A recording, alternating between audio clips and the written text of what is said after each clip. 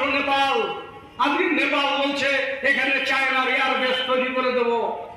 China আমার নেপালের পাশে, আমার সীমান্তের পাশে এয়ারবেস তৈরি করবে। তার সমস্ত রেডারে ভারতবর্ষের এই উত্তর বাংলার সমস্ত জেলাগুলো চলে আসবে, যার পরমাণু নিয়ন্ত্রণে। ভেবে দেখেছেন কোথায় এসে দাঁড়ালাম? কোন রাষ্ট্রের নির্বাচনের জন্য ভোট দিয়েছিলাম?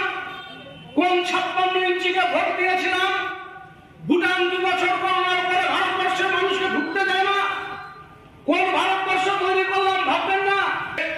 আমি আবেদন করছি, কোচবিহার শহরে 2019-এ এমপি জিতিয়েছিলেন বিজেপির, 2021-এ এমএলএ জিতিয়েছেন বিজেপি, কিন্তু প্রত্যেক দিন আপনার কাজে আসে কোচবিহারের তৃণমূলের কাউন্সিলর কিংবা কোচবিহারের পৌরসভা, আমাদের রাজ্য সরকার মমতা বন্দ্যোপাধ্যায়ের মামাটি মানুষের সরকারের SD office, BDO office, DLR office, কিন্তু কোথাও আপনি বিজেপি পান না।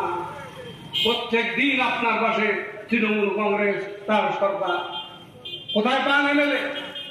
এই যে 2 বছর আগে এমএলএ নির্বাচিত হলো, একটা দিন কোনো কাজে পেলাম না, কোনো প্রকল্প পেলাম না, কোনো রাস্তাঘাট নির্মাণে পেলাম না।